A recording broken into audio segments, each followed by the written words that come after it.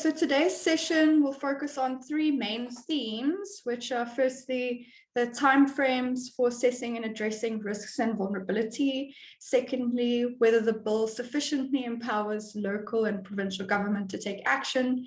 And thirdly, how to bridge the gap between policy and implementation and avoid maladaptation.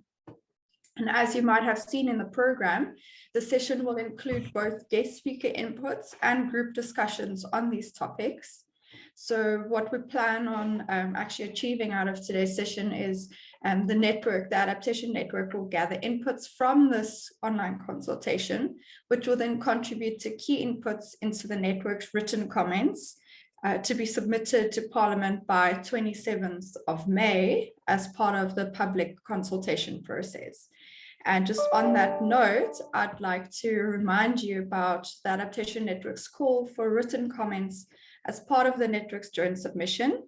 And this is where we invite you to please submit comments to us before the end of this week so that we can correlate them into a joint submission, which will then circulate to you for review next week before submitting to Parliament, as I've already mentioned, by the 27th of May.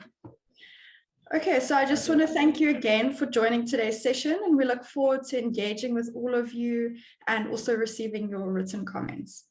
I'd now like to hand over to Thando to introduce Brandon from the Centre for Environmental Rights, who will set the scene on the bill's engagement process. Thanks, Thando, over to you. Thank you so much, Costa, for that introduction. Colleagues, my name is Thando Lukuka. I am the coordinator of the South African Climate Action Network, and also one of the member partners of the Climate Ambition to Accountability Project. And then also just to add that there was one missed partner, that is the Africa Climate Alliance, as one of the member partners for this particular webinar. So quickly then to introduce our first guest speaker for today, Mr. Brandon Abdenow, a climate advocacy lawyer from the Center for Environmental Rights. Brandon joined the CER as a climate advocacy lawyer in 2021. Brandon, he became aware of the extent of the environmental crisis in early 2000s, which led him to introduce climate change response and general sustainability initiatives into the organizations he was leading at the time. More recently, though, Brandon has acted as a first board member and then a consulting associate at EarthLife Africa, which saw him design and deliver legal rights training for grassroots communities, as well as provide legal support on various environmental campaigns. At CER, he focuses on climate advocacy around a wide range of policy and practice, engaging with government, communities, climate justice movement, and various sectors. Brandon, thank you so much for your time. I believe you're going to be doing a presentation, so please, sir. Thank you. Thank you, Thando. Hi, and hi, Carissa, and hi to everyone. I'm going to have to leave my video off. I'm at a conference in a wild place and the bandwidth is a little shaky. So I'm just going to take a few minutes to describe what the actual climate change bill speaks about in terms of adaptation. So it's going to be sort of without commentary as such. It's more or less just setting out what is there, which then can obviously inform our discussions as we go through the morning. So firstly, in terms of adaptation, it's one of the definitions in the bill, and that speaks to any adjustment in natural or human systems in response to actual or expected climatic stimuli or their effects which moderate harm or exploit beneficial opportunities. It's fairly straightforward. And then in one of the principles, the bill's got a number of principles at the outset. I just want to highlight one of them in terms of adaptation, and that says that adaptation must be informed by evolving climate change scientific knowledge. So obviously we're really happy to see that scientific knowledge is referenced. In this particular principle, we perhaps need to question if it's only climate change scientific knowledge. If you think of what adaptation entails, perhaps that needs to be broadened to bring in things like engineering knowledge, for example, and some of the other physical sciences. Then the bill deals with three things really. It's adaptation, mitigation, and the institutional arrangements to ensure that adaptation and mitigation can happen. The chapter on adaptation is relatively short, and it starts off, and we can see how the bill attempts to set up a centralized system, which then devolves down into different sectors and different tiers of government. But it refers to the minister, who in this case is always the Minister of the Environment, and says within a year of the coming into operation of the Act, the minister needs to determine national adaptation objectives. So these will be guiding the country's adaptation, and also set up indicators for measuring progress, and will also come up with a date by which these adaptation objectives should be incorporated into all relevant national planning instruments, policies, and programs. It then goes on to talk about adaptation scenarios. So that is also within a year. The minister needs to determine these adaptation scenarios, which must be based on best available science, include a systematic observation of the climate system and early warning systems, include a consideration of the potential impacts of climate change on the environment, and contain available adaptation response options. So you can see here, really, that's setting the big picture. It's really quite sensible and logical how this is all laid out, although there are concerns around the timeframes.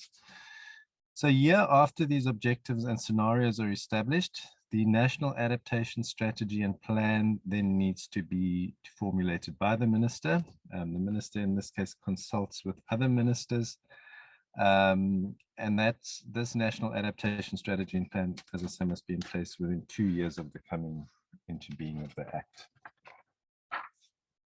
We then have a number of other ministries that are listed in the bill, which also need to sort of come into line in terms of adaptation action. So those ministries, and it's practically all of them, or certainly most of them, within a year after the national adaptation strategy and plan has come into place, need to conduct assessments within their sectors.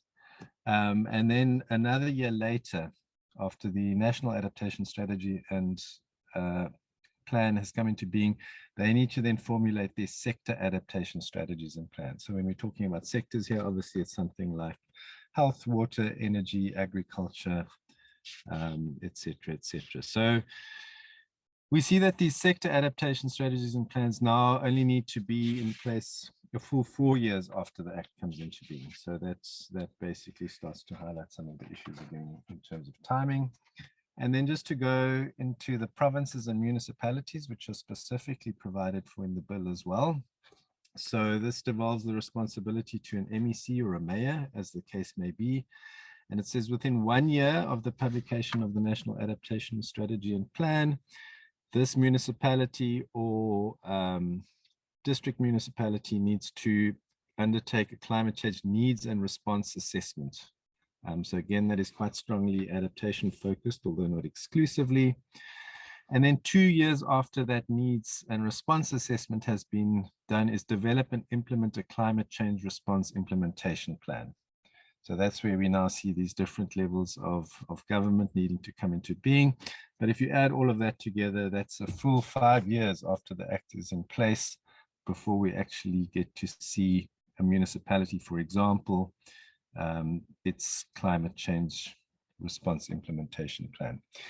And then just to add something that is not in the bill and is a bit of concern, there's not really very much provision made for these various plans and strategies that need to be developed to be evaluated and for the necessary support to be in place to ensure that they're technically sound, that they're taking everything into account. So I'm going to leave it there. That's basically what the bill says around adaptation. Adaptation is referred to in other places, but this is the kind of framework and structure that is being put into place, which, as I say, is supposed to ultimately ensure a coherent and cohesive climate response in terms of adaptation. So thank you. I'll leave that there for now.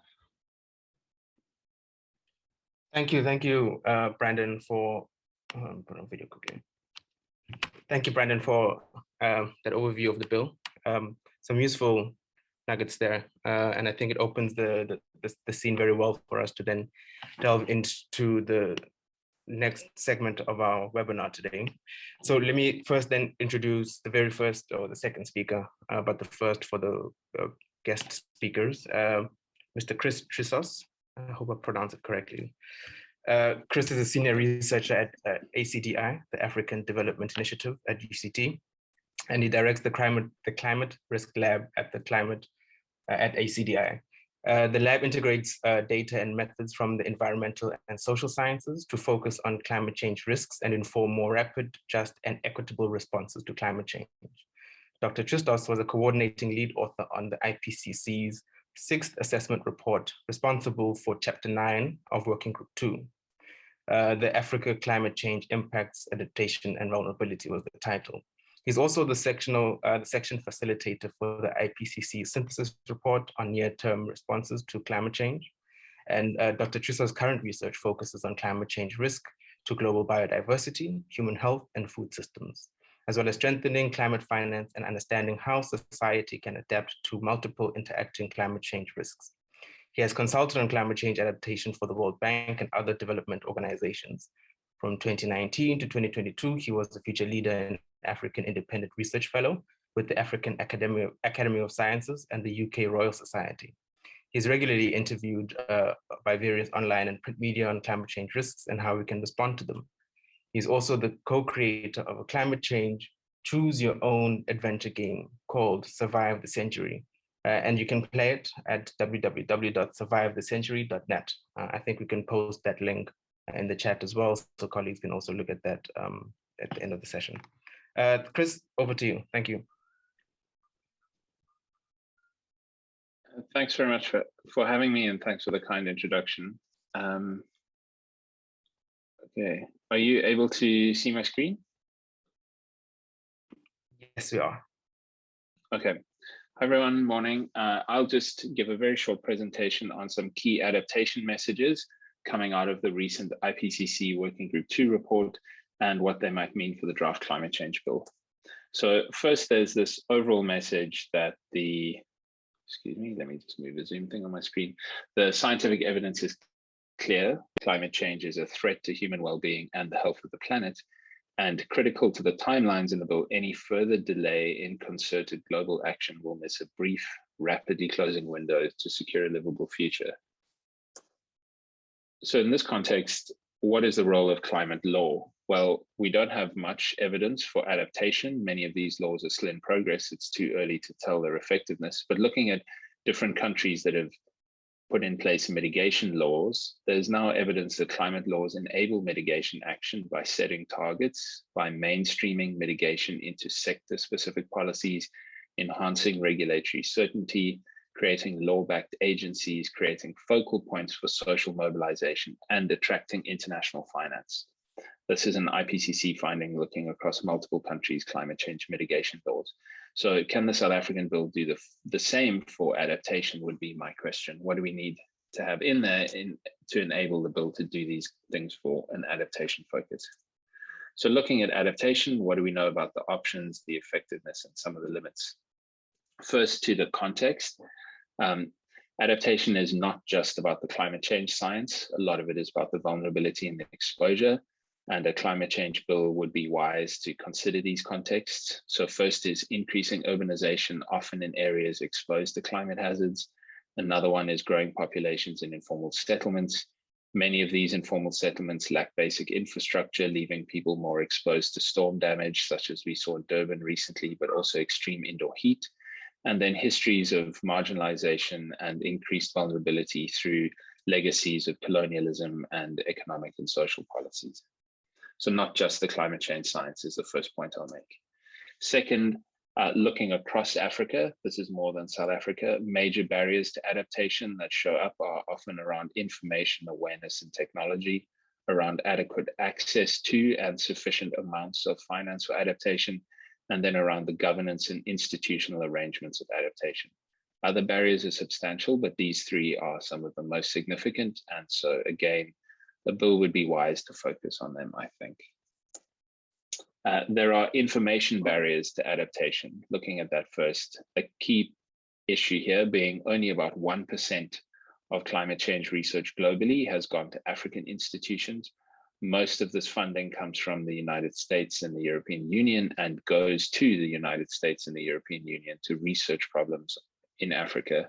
Kenya and South Africa, you'll see on the top right here, are the only two countries receiving substantial amounts of funding for adaptation research, which is going to local institutions. And again, health, poverty, livelihoods, urban areas, much less funded for understanding climate risks and adaptation responses than water, ecosystems, and food systems. So really, again, looking across sectors, a bill would be wise to make sure that all sectors, but particularly ones with large climate change risks like health and urban areas, are included and prioritized. Another context here is climate risks do not fall neatly into individual sectors. There is a rapid response to climate change is one that is also able to work across sectors. The example you're seeing on the screen here is one from where you can have heat and drought at the same time. That reduces crop yields, but it also poses extreme heat risks to people and reduces their productivity. That can increase food prices, as well as reducing household incomes. It can have local effects and global effects.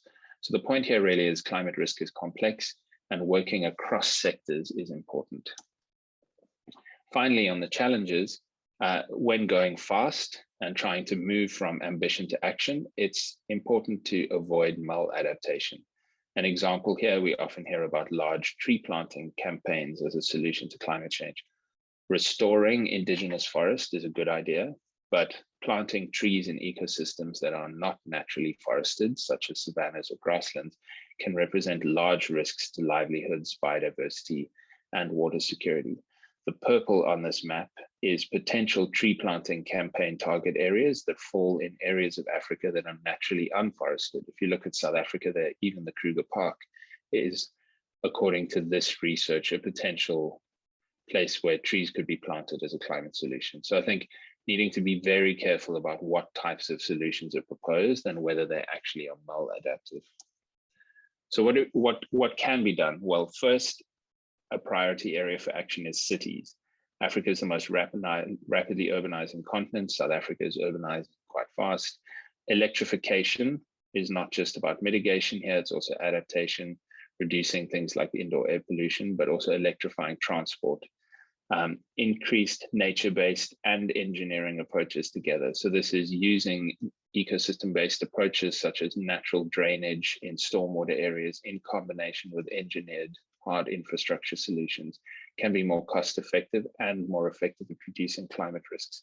More green and blue spaces, so blue spaces are freshwater spaces in urban areas, potentially urban agriculture, and social safety nets for disaster management, making sure that people have access to things like healthcare and social security payments. The last couple of slides here is adaptation sits in this broader context of enabling climate resilient development. And key actions that the IPCC identifies as things that would accelerate adaptation action here are increased funding for African scholars to understand climate risks and work with policymakers to develop solutions. Second, strengthening climate services. So this is increasing regular weather station data reporting, agricultural and census data, making it open access for research to allow more co-development of early warning systems to warn people of climate risks in near real time. Third, improving climate literacy. Education is key, enabling people to understand what causes climate change, what are the consequences, and how they can act to prevent and adapt to climate change. Fourth, climate finance, not just finance for readiness, but ways that the climate laws might attract in increased finance for adaptation implementation. There's a key and large gap in finance for implementing adaptation. There has been historically more finance around for planning, adaptation planning, and a requirement to go faster here is to go beyond planning to actual implementation. Then finally, governance, all of government approaches, and this is an inclusive and equitable approach so that elite capture, the risk of elite capture is reduced in large adaptation projects, and also transboundary cooperation. So how South Africa works with its neighbors to reduce climate risks, because many of these risks are not neatly just within South Africa, they include our broader region. Legislation I won't go into that in detail. We're talking about a lot today, but ecosystem-based adaptation, so working in alliance with nature, and then cross-sectoral approaches. So these are not just having adaptation plans in individual sectors, but working across sectors such as water, energy, and food to avoid maladaptation, but also to take opportunities for benefits across sectors by integrated planning. And a final thought I'll finish on here is there's potentially strong, there's growing evidence that integrating climate change adaptation into social protection programs, such as cash transfers, public work programs, and healthcare access, can increase resilience to climate change. An example here potentially is South Africa's Working for Water program, where people are offered employment. The employment they are working on is improving biodiversity outcomes by removing alien invasive vegetation. And at the same time, the removing of that vegetation increases water securities for some of our cities that face future drought risk under climate change. So thinking in this cross-sectoral way where social protection programs that also incorporate climate change action can deliver multiple benefits. Thanks very much. I'll end there. Thank you, Chris, for that presentation. I think what I've taken out from it is that you helped us to locate the issue of climate change adaptation, climate change response, particularly within the continent of Africa, and some practical steps that one ought to consider in how the issue can be addressed. So thank you so much for that, for your insights. Next week, we'll go to our next presenter, Ms. Tlengiwe Khadebe from WWF. She's the Civil Society Organization Engagement Officer. She joined WWF in 2021 as a Civil Society Engagement Officer. She has over 7 years experience working on human dimensions of sustainable energy access, energy poverty, climate change, gender, and capacity building. She has worked extensively in South Africa and in other African countries on projects addressing urban energy, equitable and inclusive low carbon development, climate change mitigation, and gender mainstreaming. Her specific strengths lie in the management and coordination, research to improve and strengthen climate policy and enabling environments, program design and strategy development for government and donor partners. She holds a Master of Science in Interdisciplinary Global Change Studies from Wits University. And in 2019, she was awarded the Mail and Guardian Top 200 Youth South African Award, Young South African Award. Hlengi, may I hand over to you, please? Thanks, Tando.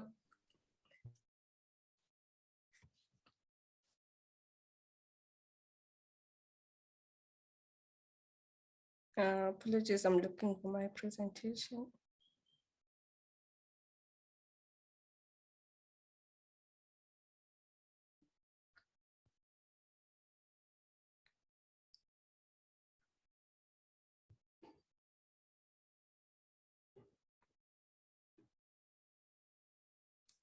There we go.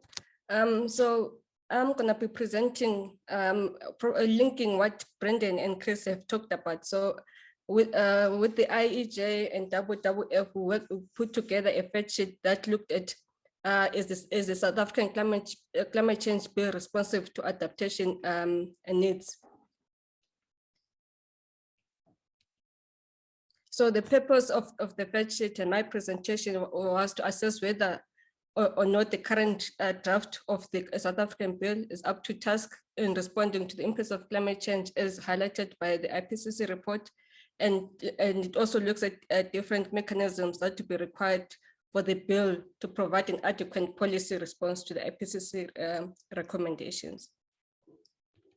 So as already highlighted by Chris, is that in February 2022, the IPCC released a report on climate change. Climate Change 22 released a report that is called Climate Change 22 Impacts, Adaptation and Vulnerability.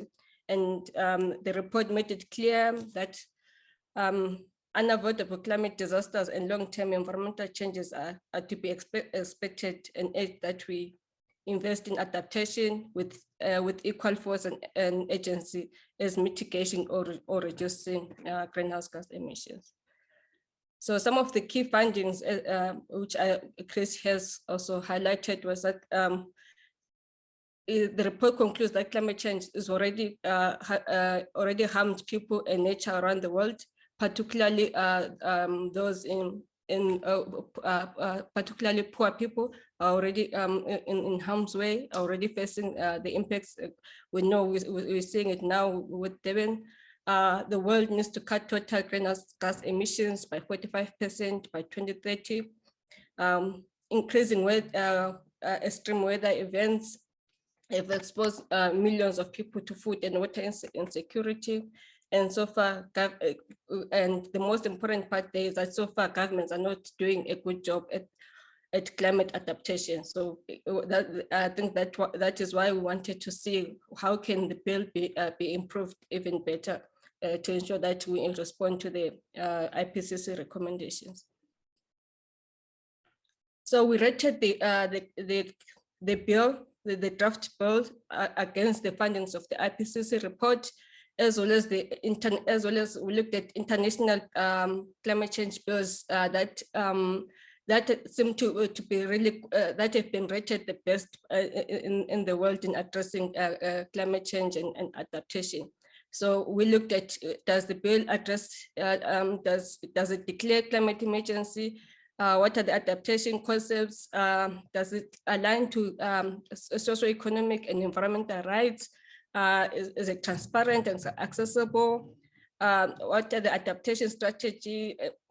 And what is the climate change bill informed by? What evidence are they using to inform the bill?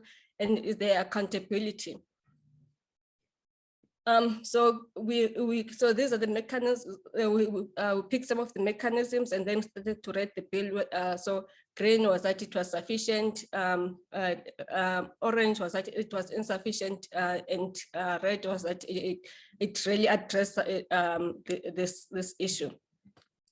So in addressing climate emergency, when we looked at the bill, is that while the bill makes it clear that climate change is a human threat and is already harming people and nature around the world, and in South Africa, what we notice that the bill in itself does not declare climate change an emergency. And we found that to be something that is quite important for the bill to make it clear to declare in the bill that it must say that climate change is an emergency, and this is to ensure that the reason why we recommend that the bill must ensure that it declares a climate emergency, that then ensures that there's resources and financial means put to addressing climate change in South Africa. In terms of adaptation concepts, the bill has definitions around adaptation and mitigation. However, the bill does not define resilience and exposure to climate change, although it does mention this over the bill. And we think this is important we think this is important so that people understand what that is. In terms of alignment of adaptation with socio-economic and environmental rights, the South African bill acknowledges that the Constitution makes provision for the right to environment that is not harmful for environmental protection for current and future generations, but it does not go far enough to ensure that the bill is aligned to the realization of economic and environmental rights guaranteed by the Constitution. So it does not specify that climate change will impact people's right to education, as we're seeing in Durban with schools that have been damaged, the right to housing, the right to clean energy, the right to water. So it's important that the bill aligns and identifies that climate change will impact people's basic human rights. In terms of the implementation of adaptation measures, the bill has some timeframes. I think Brendan mentioned it in his presentation, for when policies are to be developed and reviewed. For example, the bill requires that within a year of operation, the minister may periodically review and amend national development objectives. However, it is unclear who's responsible for the implementation of the policies other than the minister and provincial and municipal forums on climate change. So we suggest a multi-stakeholder steering committee that to be responsible for implementing and monitoring some of the, for example, as mentioned in the bill, the adaptation, national adaptation plan. So it's important that outside of the minister, the other stakeholders that are involved. In terms of transparency and accessibility of adaptation measures, the bill lacks transparency. The bill does not have transparent framework for reporting, measuring, and monitoring and verifying sources of emissions over time, nor does it require companies, financial institutions, or state entities to disclose climate change risk and prepare for those risks and opportunities. And I think as we say that this is a climate emergency, as we recommend that the bill must say this is a climate emergency, it's important that we are transparent and we see how we are trying to reduce and adapt and reduce our emissions and adapt. So we recommend that the bill ensures that as much as possible, it is transparent and all companies and state institutions report on their emissions. In terms of the adaptation strategies in the bill sets out adaptation strategies such as the National Adaptation Strategy and Sector Adaptation Strategy that regard the country's adaptation to climate change impacts, development of resilience and sustainable development. However, while these strategies are articulated in the bill, it is unclear who is responsible for the formulation and implementation of the strategies outside the minister.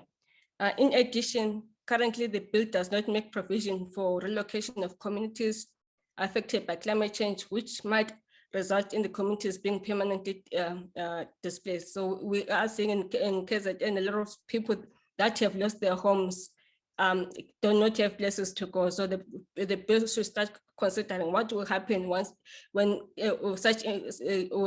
extreme weather events and climate events start happening. There should be provision of what will happen, how are people going to be moved, and budgets put aside to address such issues. And then in terms of what the bill is informed by in terms of evidence, the evidence that informs the bill. So in terms of the international bills that we looked at, they quite mentioned, even the IPCC, that they are well informed.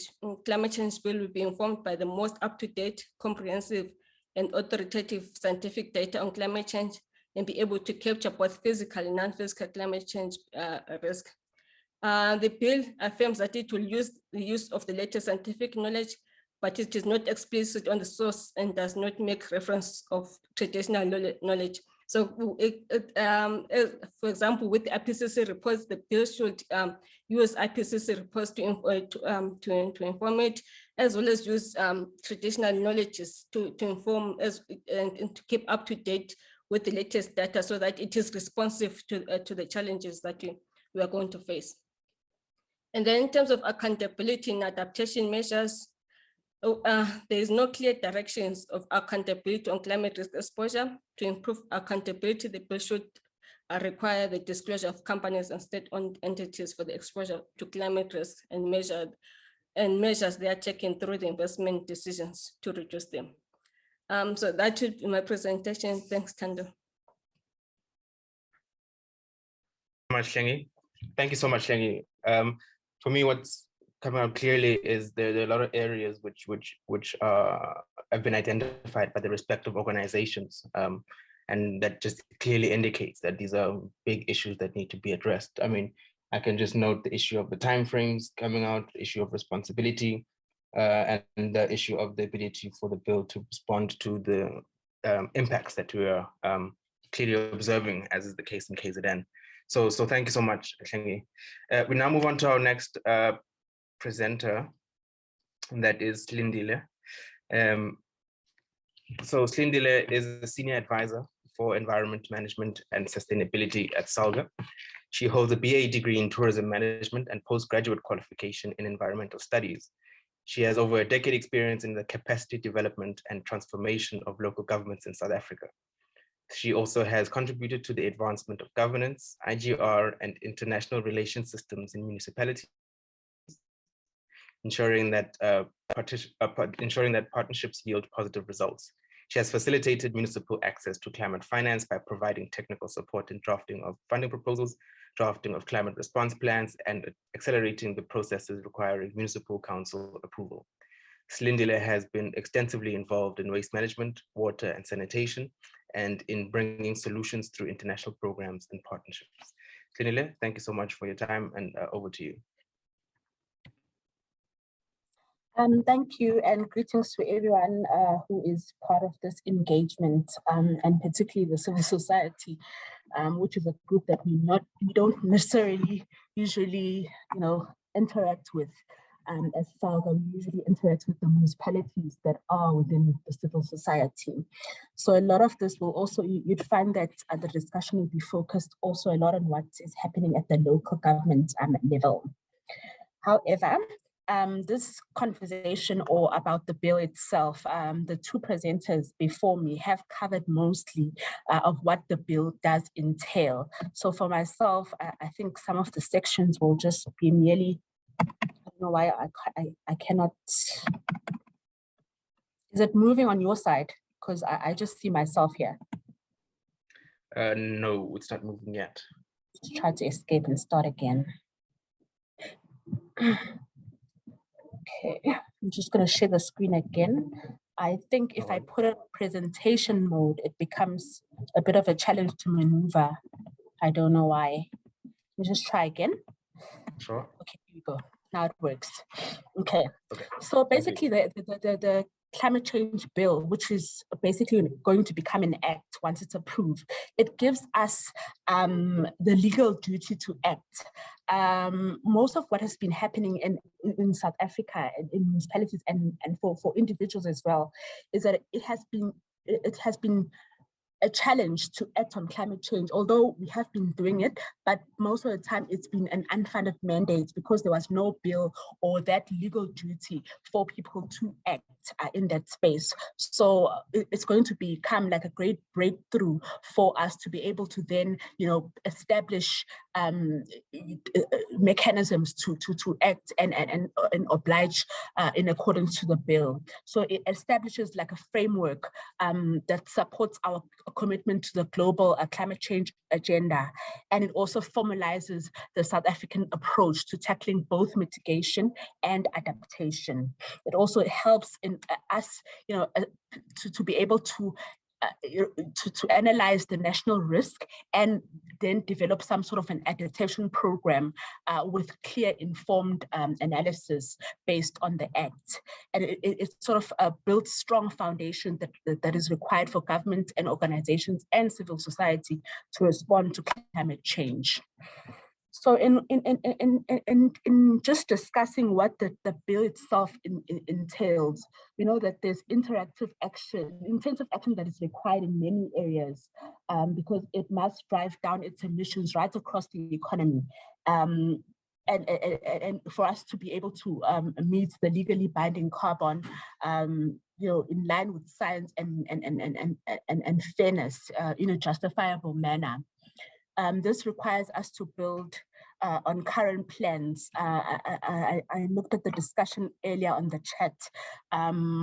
One person was raising a concern about the current plans that are in place. So the aim of this bill is not necessarily to start from scratch, but it's to build on those current plans and those proposals and supplement with additional measures to ensure that we track and meet the overall net zero emissions by 2050 in line with the global agenda. And then we must ramp efforts to ensure that the nation is adequately prepared for adapting to the effects of climate change, and extreme weather patterns that we've already started to see in our country. And the bill is then aimed to improve South Africa's resilience in the short and longer term, which will then require a number of changes to people's behavior. So I just wanted to have this discussion in terms of what is being covered and what we feel is still missing from the bill, and sort of shape this discussion today with people to find out what they feel is missing from the bill itself. One of the key things before going through these institutional arrangements and so forth, is I found that the bill is not pretty much vocal in terms of civil society.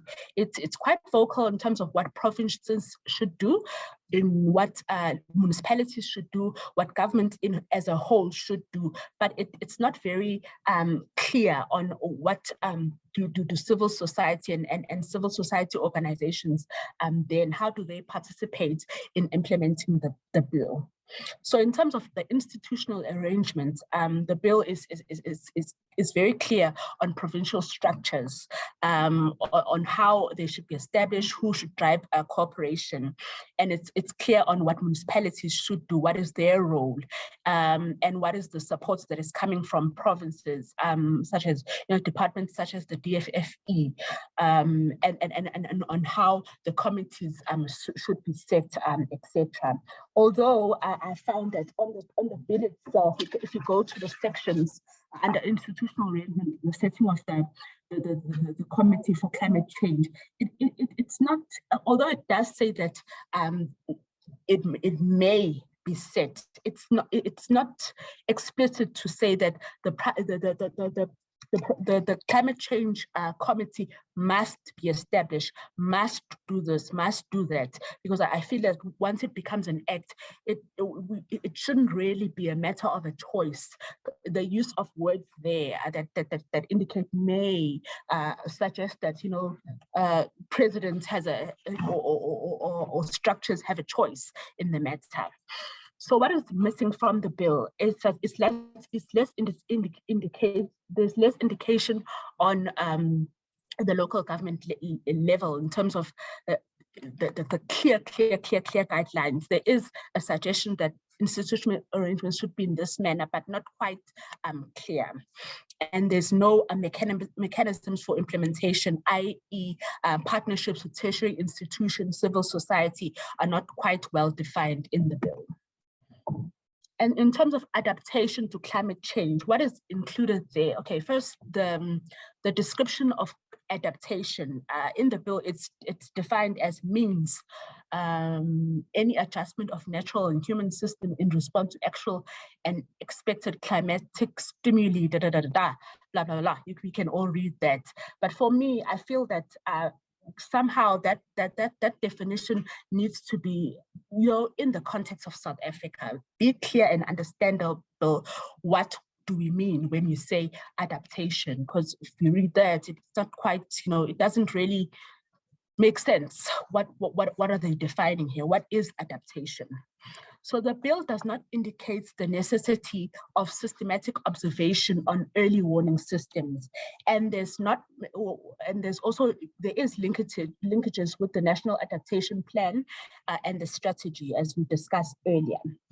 But I feel what is missing is that there needs to be some sort of reference with other pieces of legislation that are affecting climate change, such as your SPLUMA, your building regulations, and other that enhance, infrastructure resilience.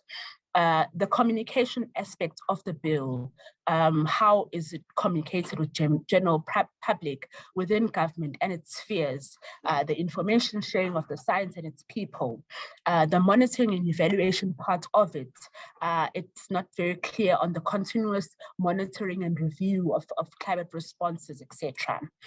And in terms of previous and current relevant, judicial decisions should be considered in shaping this act. I'm sure there is a lot of decisions that have been made lawfully pertaining to the environment, but have not necessarily been considered when drafting this particular bill. And I've mentioned this again, that it does not spell out the responsibility of private sector industry as well as individuals on adaptation. And in terms of mitigation issues, what is included in terms of what is the positive side of the bill is that it's good to have this as a legal instrument for South Africa to respond to climate change.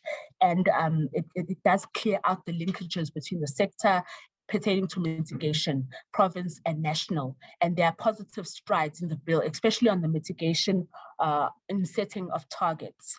And there's more accountability and institutional arrangement when it pertains to mitigation. The carbon budgets are considered, but not quite detailed out, but at least they are there, they're part of it.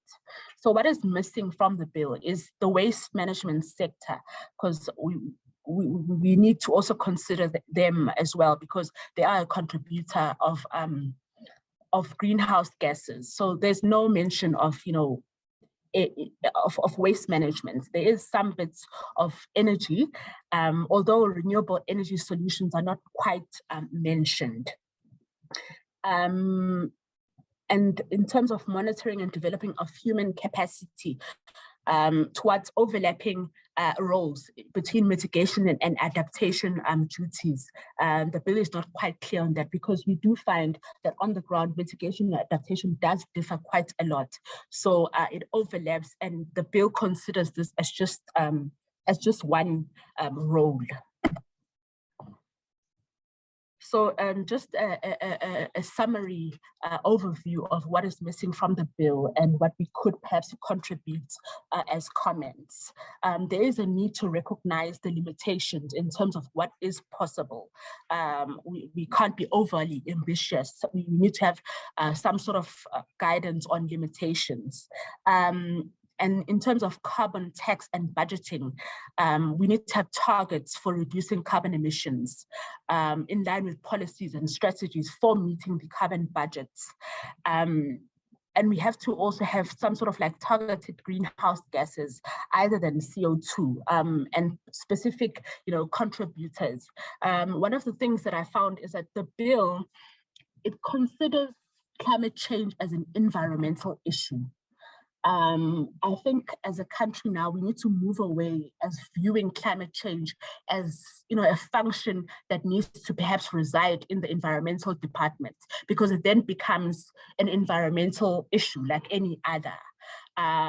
Even the bill itself, it resides within the Minister of the Environment, which then takes, it takes it away from other sectors where, we've had discussions with municipalities before, and some of the comments that were raised was that perhaps we should consider the bill, the climate change issues just being a ministry on its own, so that it has an overarching responsibilities for all other departments, instead of just residing within the Department of Environment.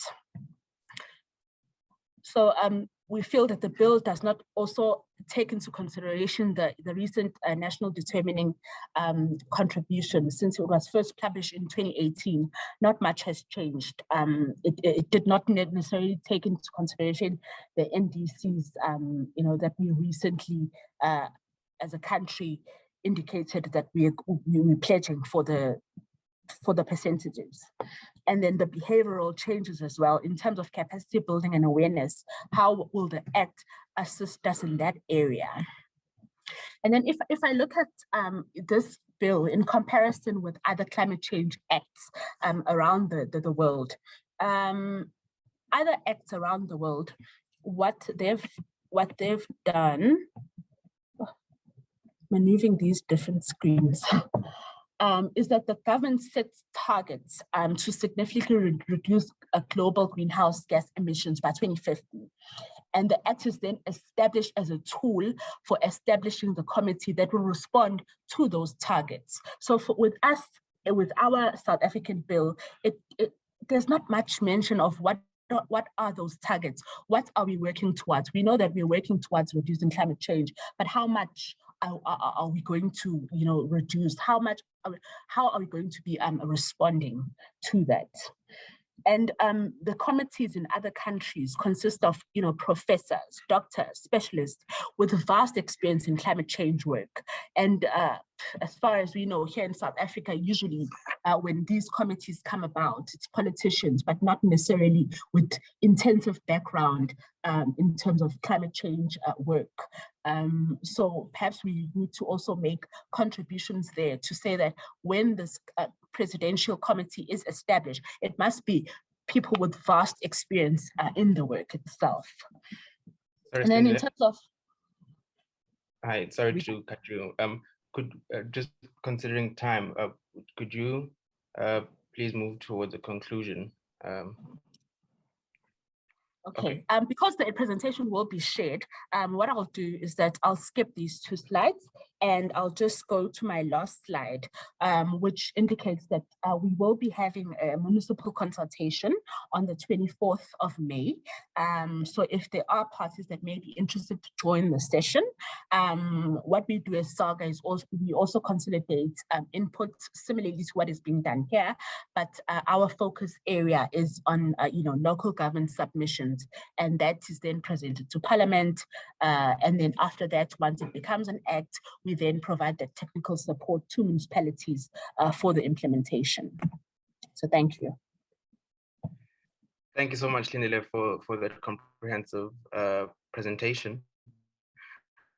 Can I just say as well that thank you for accepting the invite. I think for many of these conversations, the voice of SAGA as an organization that supports local government has been, at least I feel, has been missing in much of this conversation. And I'm sorry to cut you short. I think I would have to make some time to give you an opportunity for us to engage more deeply in some of these issues.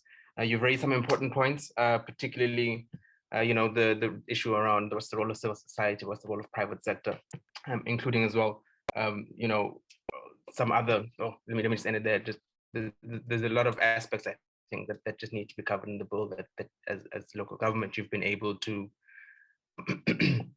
touch on. Colleagues, we've got 2 more presenters still to go through, and then we're going to go to, I was going to open up for Q&A, but I think for the sake of time, I think we might have to miss this Q&A and then move to the breakout sessions. But before we do that, can I then just invite the next speaker, particularly from our youth constituency, to then join us, Uceliwe, just to quickly read a bio from her. She's Uceliwe Shivambu's 22. She's a youth and climate change activist, and her interest is in policymaking, advocacy, and diplomacy. As a focal point for climate change, the Youth Policy Committee within the Youth at SIRE organization, she facilitates youth engagement and facilitates youth engagement with national climate policy and serves as a representative to We Are Tomorrow Global Partnership.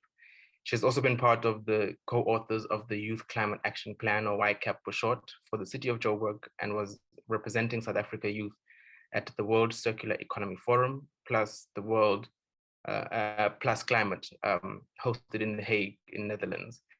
She was also part of the Africa-European Youth Forum drafting team on the topic of climate action and renewable energy in 2020, leading the writing process for the African peer review mechanism. And leading on that particular mechanism for climate education and awareness raising. In between her studies, she's currently a project lead for South Africa's first ever Youth Climate Action Plan and at the South African Institute for International Affairs.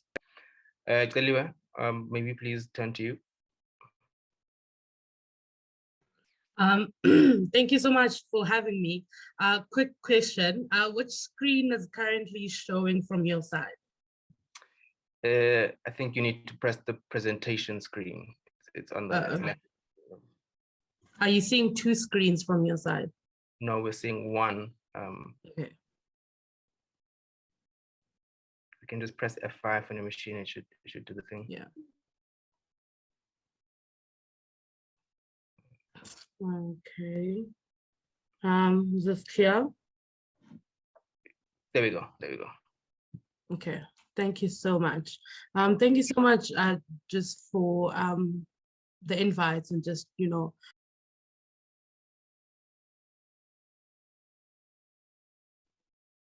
Hi, Celio, are you speaking? Your sound has just dropped off. Sorry, I muted myself. Yeah, so I think just for me, just hearing everyone's thoughts about, some of the things that are missing from the climate change bill, I thought it would be worthwhile maybe to just also speak about this, the recently launched first South African Youth Climate Action Plan that was developed by young people in this country, during COVID, which was purely everything, every interaction, every consultation, every workshop session we held was online, fully online. And we managed to get, a lot of young people buy-in into, what we envisioned to be, an action plan by, young people in South Africa. So I'll just, if I can just move this, sorry. I think a great point to start off from was basically why we wanted to, write up this climate action plan, why young people then decided that, maybe it's time that we bring about, some action when it comes to when it comes to climate change in the country. And by that, we had to basically recognize the urgent need for accelerated climate action to build, a climate resilient and a prosperous society. And in talking about climate action plan, we stressed that, the obligation to uphold human rights with, a special emphasis on promoting intersectional and inclusive climate action. Because then we saw that, while the actions, that are detailed in the climate action plan, in this document, we wanted then to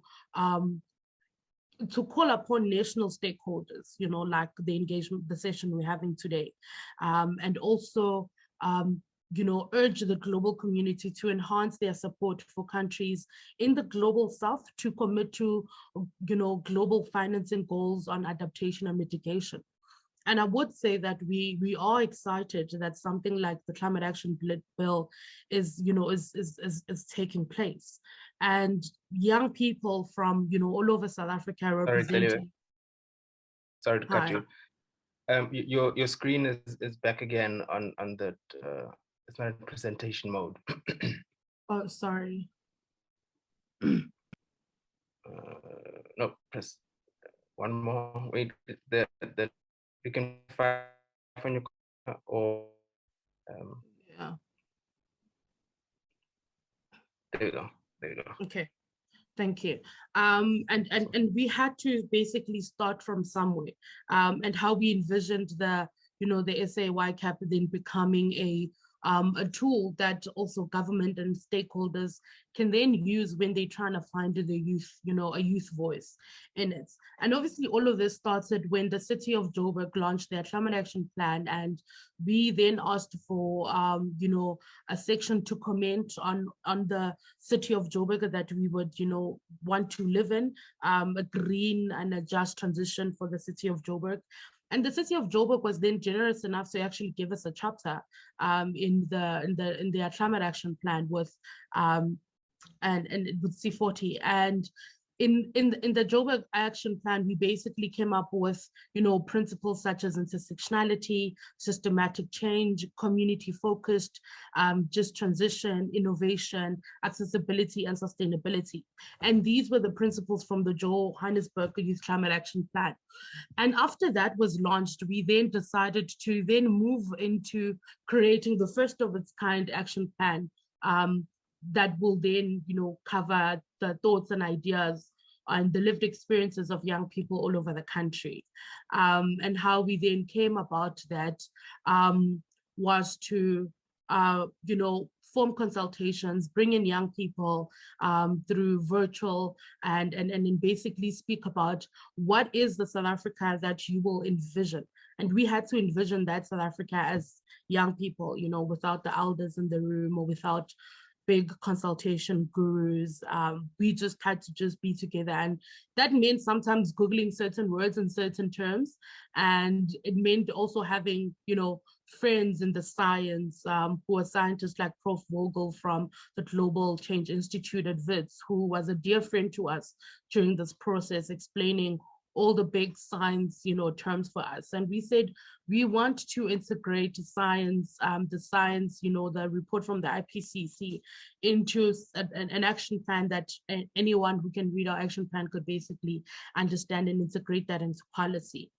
And how we went about that was basically have, in March 2021, we then said, let's create thematic areas where we could say we can definitely provide solutions for this or write up something about that. And I think at first when it started, we had like 10 principles in March. And after then soon, South Africa had the updated nationally determined contributions, and we wrote a youth statement on that, obviously recognizing the urgent need to build, climate resilient and a prosperous society. And that literally helped us to then have a vision for the YCAP. To say, okay, after submitting a statement from the NDC, what do we, envision? And we then said, what, we need to have a foundation. What is this document based on? What are the principles, the topics that the respective pillars, are going to be discussed? And we said, we need to have pillars that are going to be the driving themes for this document, so that when certain consultations like this happen, that people are able to reference the action plan and say, okay, this is what young people said under sustainable energy. This is what young people said under leadership and governance. And those are just some of the things that we spoke on. Hi, sorry to crack the whip. We are running a little bit behind time, so could I ask you to move towards conclusion as quickly as possible? We still have one more speaker and a final session as well that we'd like to get to. Okay, sorry cool. about that. No worries. So as I've mentioned that just gonna skip over my presentation and just move to the conclusion, is that our recommendations for the action plan were basically guided by a vision of what we could reshape the present and the future, and along we wanted clear actions. And these are some of the things that we want from the climate action bill, is actions that are clear, so that the vision can become a reality. And how we divided the action plan was then into these 5 core pillars that I really won't looks like I won't have the time to go through them. We're intersectionality, because we then believed that climate justice then means, social justice. It means involving everyone, especially in a country like South Africa, where people have other socioeconomic issues that are pondering on them. Then it's like, how do we then introduce, the conversation of climate change and trying to get everyone into the conversation, or into a room rather. And advocacy and activism for climate action. As young people, we understood that sometimes our representation in other sessions like these will then be, some sort of tokenistic, and we wanted to then find our activism and advocacy outside such big platforms where young people weren't allowed to talk, to then carry on doing that in our own way. And that's why we added that in our action plan. Good governance, I mean, it's no secret that in South Africa a lot of things have been great on paper, a lot of things have read well, have been written well, but then with good governance, then it will mean not, there wouldn't be proper implementation plan, and there also wouldn't be a monitoring or checks and balances. And we wanted something like that to then be, implemented when it comes to the implementation plan. Systematic change, we then had views about that, and environmental sustainability.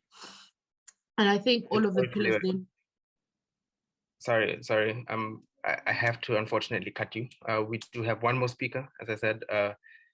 I think what we can do, we have a session after this, which will be a breakout where the colleagues will then discuss a little bit deeper some of the issues that have been raised. And I think some of these can be raised in those sessions, but I also encourage you to send through your presentation, and we can talk about some of these issues a bit more. Unfortunately, time today does not allow for us to delve deeper. And I appreciate your understanding on this one. If it's okay, colleagues, I'll move. Thank you, Felipe, for your presentation. If I can move over to the last speaker before we move into our breakout sessions, that is Ndivile Mokwena from Gender CC. She works on the international project on gender into urban climate change initiative, working with national and local government at the local policy at the policy level and building capacity, raising awareness at the community level. She has started working on climate change, gender, and social issues in 2010 when she worked with Earthlife Johannesburg, or with Earthlife Johannesburg's Women in Energy and Climate Change Forum. Prior to that, she was involved in social justice ministry of the Catholic Church, working on gender justice, environmental justice, and good governance issues. Ndivile is a member of DEFC's Faith Leadership on Environment Project. Ndivile, thank you for joining us. Please take it away. Thank you, Tando. Can you hear me? Yes, we can hear you. Oh, okay. Good afternoon, everyone. And my apologies, Tando, for joining in late.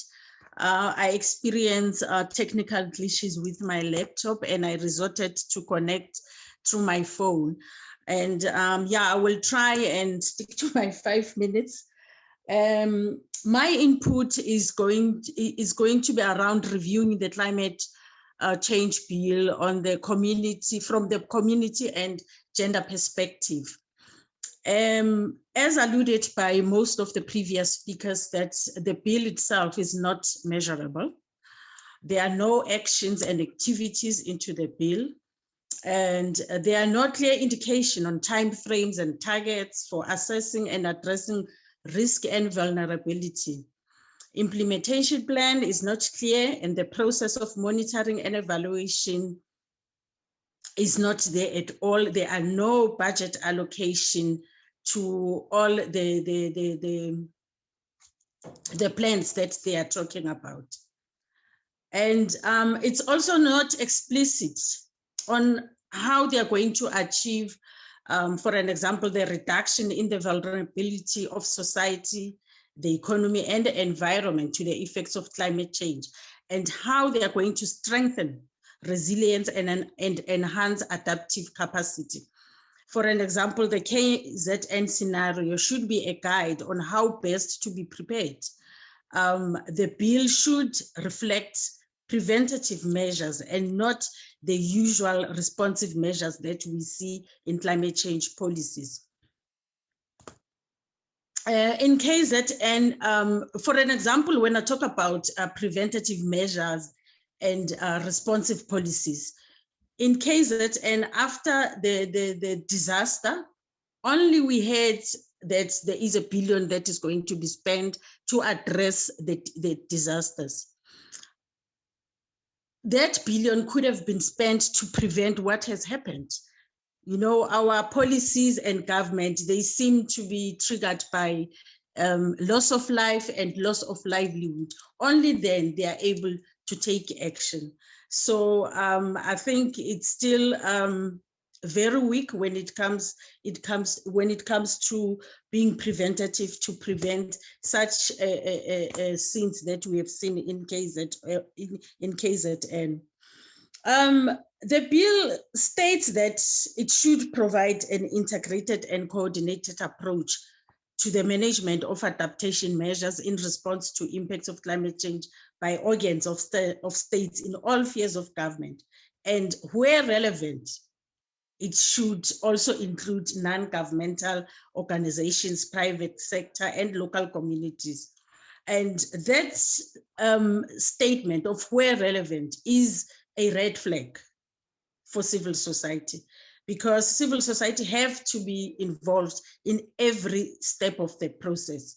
Every step of the process is relevant to the civil society to be part of and be able to to engage and intervene in the whole process. And the government is talking of leaving no one behind, and it's talking about inclusivity, transparency, and accountability. However, if we are going to be involved whenever it's relevant, that is not inclusivity. And yes, the National Adaptation Strategy refers to available adaptation response to reduce identified vulnerabilities by building adaptive capacity and resilience in the context of actual or anticipated social, economic, and environmental cost.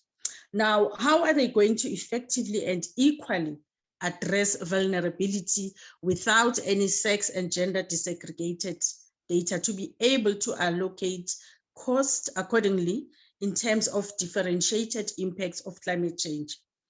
Gender disaggregated data is not available in climate change action plans, programs, and policies. And there seems to be no interest in considering that.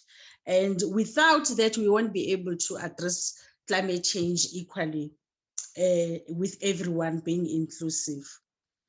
When it comes to public participation, it says notice will be given in at least one newspaper distributed nationally.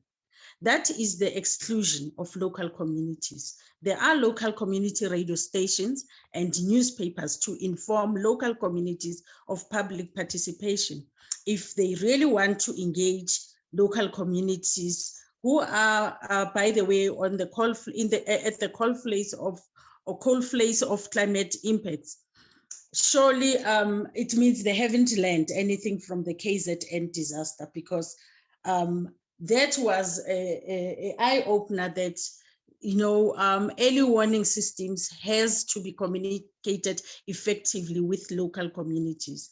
And if they don't even consider using the community radio station and local newspapers to be able to communicate effectively, then we're still leaving a lot of, a majority of people who are vulnerable to climate change, we're still leaving them outside.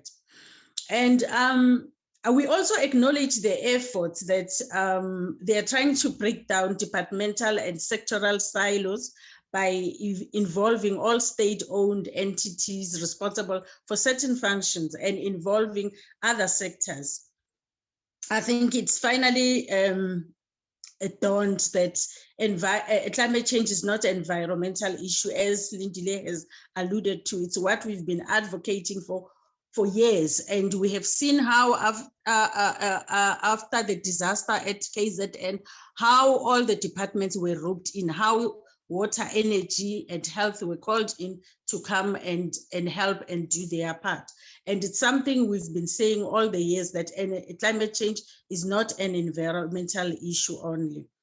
And also then the efforts to capacitate local government is noted with municipalities and with the involvement of SALGA. We hope that the implementation and concrete action will take place, because municipalities are not capacitated when it comes to climate change actions. And we don't see any implementation plans, resources, and budgets. They are still not clear on how they are going to action that capacitation at local level. We still seem to be facing challenges of policies that are still black and white only in paper, with no proper implementation plans and the budgets that are accompanying those plans. The government is forever. Hello? Hi, sorry to cut you. Again, I'm just thinking of time. Could we wrap towards conclusion? Can I just conclude? Yes, I'll just conclude by highlighting how our input on how we can avoid the maladaptation. That we need active citizens, we need gender sensitive and equity-based adaptation approaches, which will help to reduce vulnerability and promote sustainability. We also need to address we also feel that addressing structural inequalities faced by women, youth, children, people with disability and displaced people has to be considered, and recognizing power inequities. And I think finally, the bill is definitely devoid of a gender perspective, intersectoral approach, and socially inclusive and cohesive actions. Thank you, Tando. I think I'll stop there for now. Thank you. Thank you so much, Ndivida. Those are very useful insights. Yeah, we'd like to thank you for your time once again. Colleagues, for the sake of time, as I've said, we won't have the Q&A. We are going to break out into 3 breakout groups. I'll mention them in a moment, but hopefully in those groups, you'll then be able to get a chance to raise some of the issues which have emerged from you during the presentations. Quickly, let me also just acknowledge that we'd like to thank the EU once again for setting up or supporting us with this webinar. Both also to mention that together the Adaptation Network, SAE CAN, through the CAAP project and the CAAP partners, all of us are recipients of the EU Climate Change Agents project. And it's been wonderful to kind of collaborate across different projects on a single activity. And so again, thank you to them. All right, so now we could just quickly move into the group discussions. There's 3 breakout groups that we're going to request you guys to put yourselves into. The first one is titled Timeframes for Assessing and Addressing Risks and Vulnerability. That session will be moderated by Brandon. The second one is whether the bill gives sufficient power to local and provincial government to take action. That session will be facilitated by Prapat. And then the third one is how to bridge the gap between policy and implementation and avoid maladaptation. And that will be facilitated by Ermoz. Sorry, Thando, Prabat this side. Just briefly, the second session will be whether the bill sufficiently empowers local and provincial government to reflect youth priorities, and will be moderated by Michelle from ACA. Okay. Yeah. Okay, wonderful. Thanks. Thank you for that. All right, so you've heard. So there's those 3 groups. Could I also then just get also just to say yes, thank you for clicking with the. There will be 3 working documents that have been populated for each of those groups. The links have just been there, added by Klingiwe. Would ask then the colleagues just to raise their hands for the respective groups. So I'll go through them one by one, and then we'll be put into the respective working groups. So is there someone who's interested in the first working group? Again, the title is Timeframes for Assessing and Addressing Risks and Vulnerability. Could you quickly get a show of hands?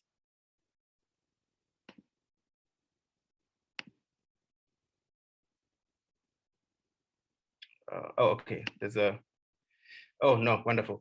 There's a button on everyone's platform that says breakout rooms, and it indicates all of the respective breakout rooms there. So you don't need to raise your hand for anything. You just need to go into the respective breakout groups. Could you please do that now? And then also to note that each session will be for around 20-25 minutes, and then a final closing plenary will come together.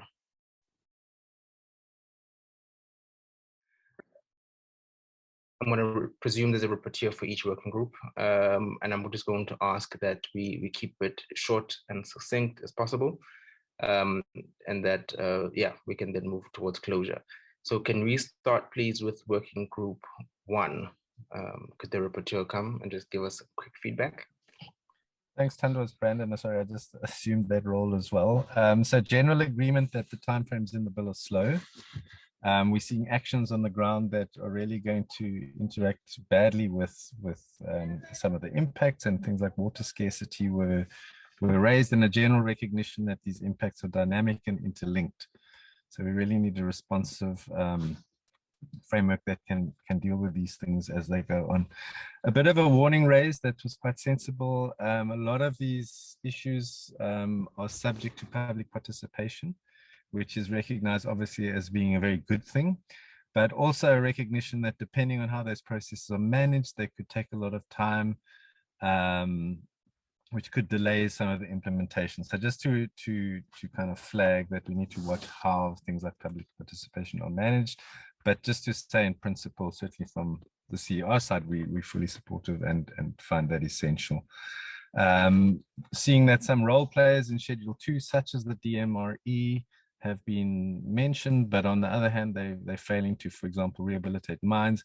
So a question is, will that ministry, for example, really contribute positively? And that's also something that needs to be watched. And I don't know if the bill can sort out those kind of political intentions and wills, if you like, but something to bear in mind. From the urgency point of view, we are going to continuously have to play catch up with science. We've had the 6th assessment report come out and we're not reacting appropriately and urgently. So if we're not careful, we are going to be trying to meet the 6th assessment report outcomes and the 7th assessment report will already be coming out. We need to ensure that sufficient resources are allocated to this adaptation, and National Treasury must be roped in. It's often all about the money and we need to see the money and the funding there.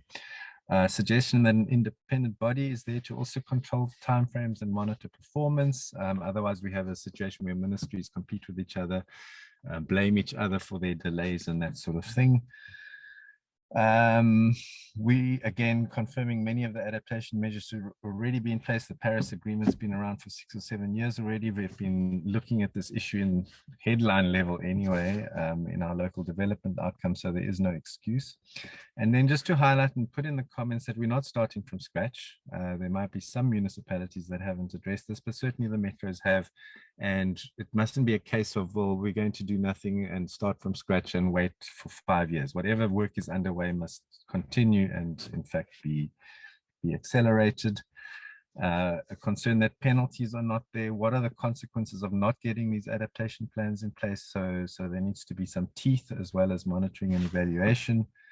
And it would be good maybe for civil society to have an implementation dashboard for adaptation as well as mitigation, so that we are, keeping an eye on progress and maybe filling in gaps where government is not doing that sufficiently. Thank you. Thanks, Brandon, for that. I'll just hop in and also just give feedback for the second working group, and we were talking about whether or not the bill sufficiently empowers local and provincial government to reflect youth priorities. So a lot of the same theme came out of it, in that government is lacking in establishing processes that properly empower youth. In that, one example that was given is that a local government, one thing is being said, at the very top, another thing is being said, so there isn't a proper flow of information. And even then, people and the local governments are not properly capacitated to actually then be able to capacitate youth. Government is not obviously communicating effectively, but also when there are development programs, there isn't any mention of how the environmental climate should be protected when such projects are being proposed. There's also a growing concern that climate change is not being looked at as an urgent and important issue. And it could also be because government is not properly knowledgeable, which then speaks back to how then they are unable to sufficiently empower youth or even reflect youth priorities. There's also limited access to information on climate change. It appears on all levels of government. There is some information and other people are more knowledgeable than others, but there isn't a standard for making sure that that information is disseminated. There was also a sense that the onus lies on civil society organizations, because government is clearly not committed to empowering communities on the ground, including youth stakeholders. So that would mean that us in this room have then the responsibility to make sure that some of the things that we envision are actually implemented. And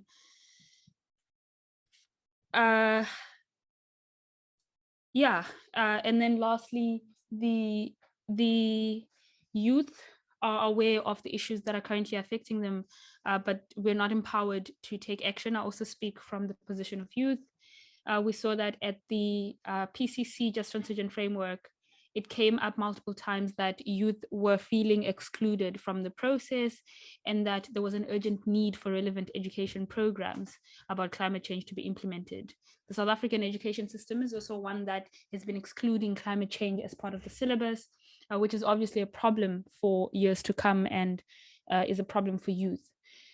So that is the gist of the discussion. And in conclusion, we felt that the bill did not sufficiently empower local and provincial governments to reflect youth priorities. So yeah, I am just going to go ahead and hand over to the third working group. I think that would be Emrose from Adaptation Network. Thanks. It's me, Carissa. I'm going to give feedback on the third group. I was scribing for the group. I feel like I was so focused on capturing everything everyone said that now it's going to be tricky to summarize it. Let me try my best though. I think I might need to call on Mfunzeni to fill in gaps, but Mfunzeni, you can have a look when I get there. So the first point that was raised was around the issue of microplastics. And I think the biggest point that was raised there was being careful of not putting too many constraints on the waste processing industry. There's also, we spoke about organic waste and nitrogen production and having to look for alternative fertilizers, in particular nitrogen fertilizers, which is very energy intensive and can be an environmental hazard. Okay, then here comes Mfunzeni's part. Mfunzeni raised the fact that how resilience is built at the community level could be different to the domestic level, and that research is required at the NGO level. There's a lot of lessons that can be shared from the Sandby project, and Mfunzeni actually pasted a link in the chat for us to have a look at examples of communal and domestic level projects. Okay, so then there was points that was raised about community and gender, the fact that a bottom-up approach isn't recognized and acknowledged currently in the bill, and that an approach that is bottom-up has benefits for climate change actions if considered by government. We spoke about needing a gender-responsive and sensitive programs to consider adaptation. There was an example given about small-scale farmers, women small-scale farmers who use indigenous plants that are drought and heat resistant, and this is considered as indigenous knowledge which needs to inform climate change action. There was mention of training communities on different sustainable practices such as agroecology, which is a preferred method over chemical agriculture. And we also spoke a bit about acid mine drainage, which is affecting farmers, and the need to have behavioral change. There's a lot of things that is going on. For example, there's some dumping sites in a lot of areas that actually contribute to climate change. So the thing that was called for there was climate awareness to make sure that people understand what their actions can lead to. Then the next thing we spoke about was transformation.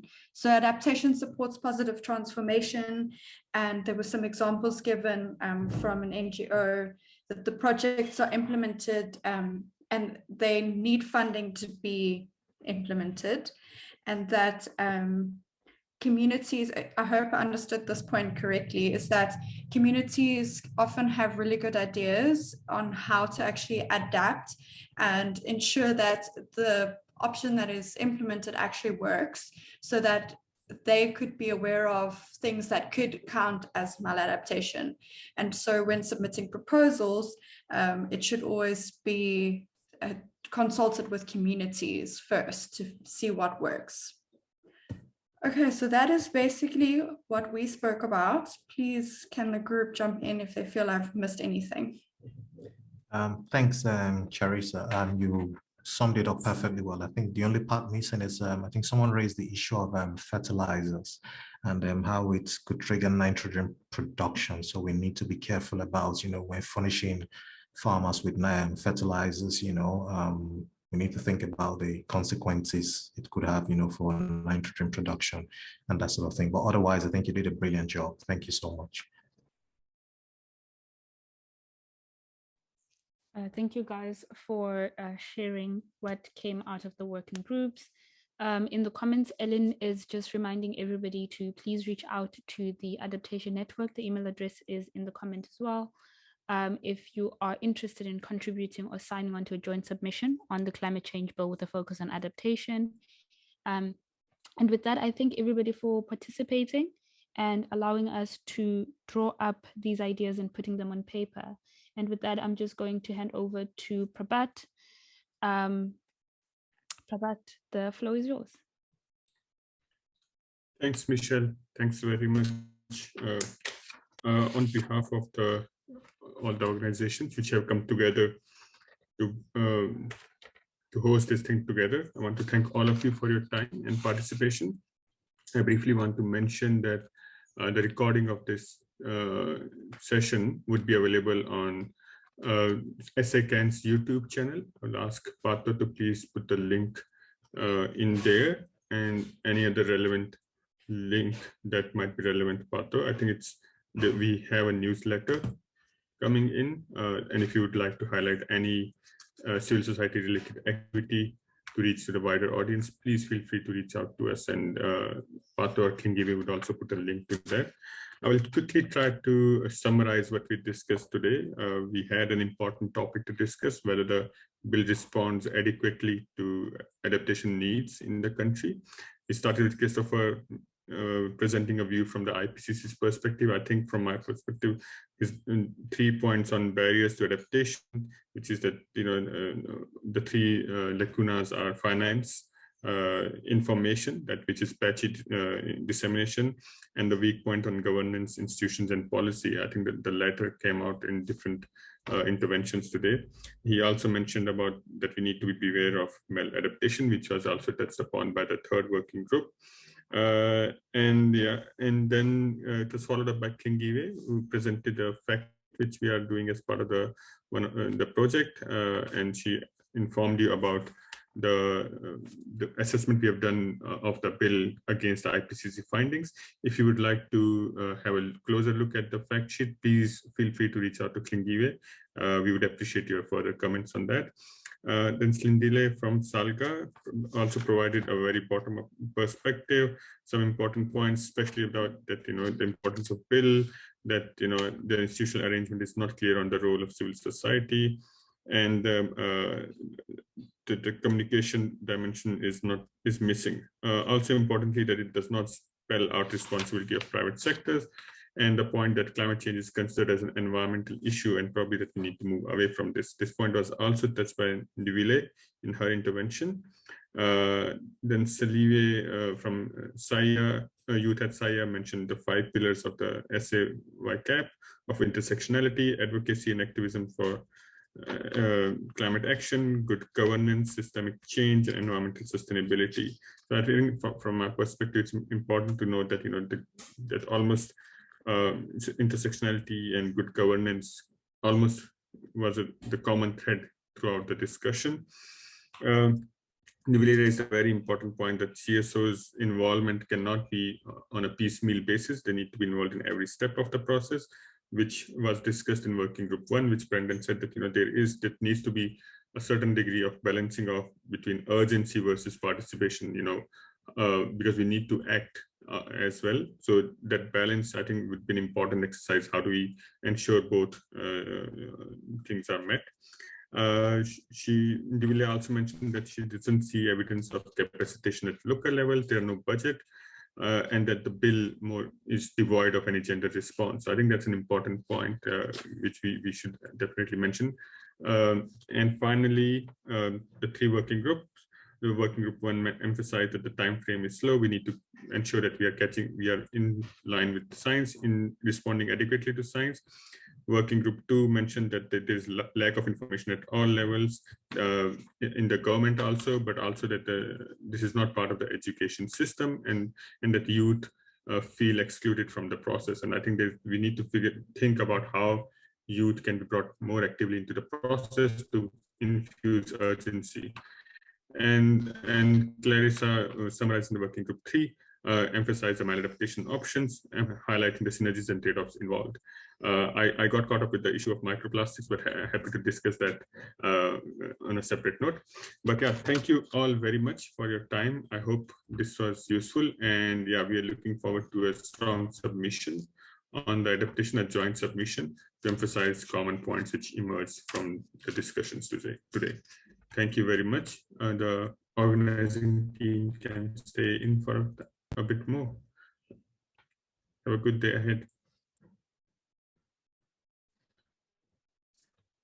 Jai, saw your point about the inclusion of EBA in the bill.